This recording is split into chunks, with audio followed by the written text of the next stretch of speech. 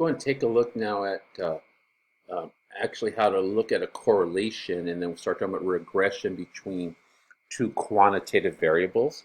So we'll end up producing something called the least squares regression to help us make predictions and analyze the relationship more in depth. But we start with what's called the correlation coefficient, which helps us determine the measure of strength, how strong the relationship is. So then we get a calculation value, and you can kind of go see the characteristics of a correlation coefficient. It's a value between -1 and 1, negative representing a negative relationship, a positive meaning a positive relationship, 0 representing no association. So rarely do we have exact values. It's just stuff is close to 1, close to 0, close to -1, right? And so we'll see what that looks like. So let me show you a little bit on the ARDA stat what this looks like. So in the ARDA stat, there'd be two places we look. You'll see scatter plots and correlation. That's what we're going to play with now. And then when we're actually going to do linear regression and calculate equations, we'll use this one here. But so I'm going to click on this one now, the scatter plot and correlation. And so what you will see is hopefully you get an intuitive idea. There's already some sample data in here.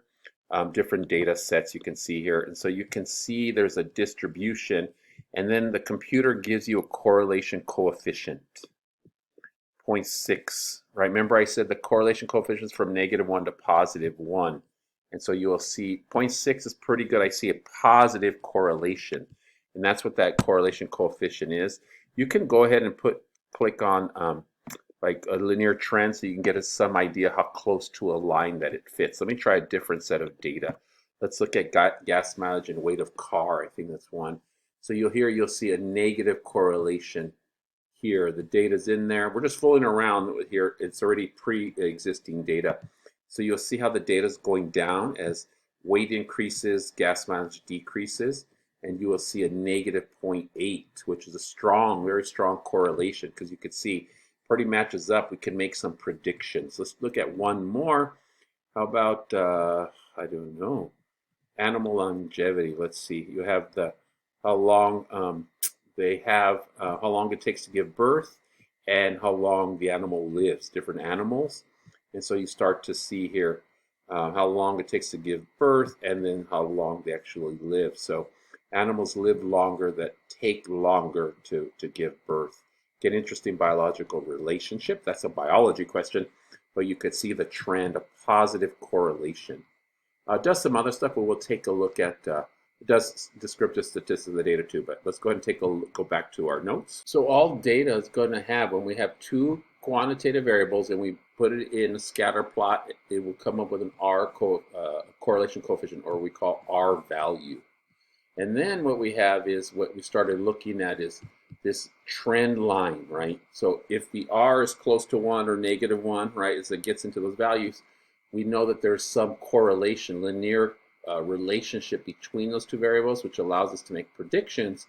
And it then allows us to calculate a line of best fit or trend line. And we want to be very technical about this. That's what we call the least squares regression line, LSRL. Now, this is only some algebra we need. The least squares regression line looks similar to the y equals mx plus b. I don't know when's the last time you thought about it. We think of it as having two components. It has a slope and a starting value, which is called the y-intercept. Again, in our context, we have to explain what that is, but when you see in the ARDA stat an equation, it will give us the least squares regression line. You'll get these values. We'll get a value for the y-intercept and slope. The hat in this case represents that the equation is an estimation or a prediction for all of us. Remember, it's not a perfect line. We come up with an equation, a mathematical equation, to help us make a prediction.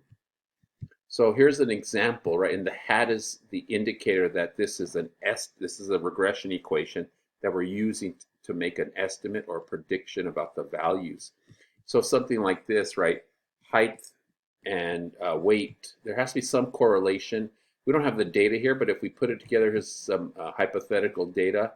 You will see here we can predict a person's weight using their height from this equation. This is the x value.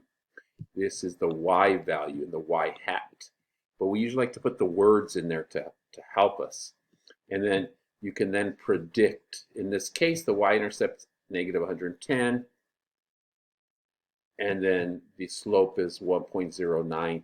And we'll talk more about in the next section, what do those numbers mean?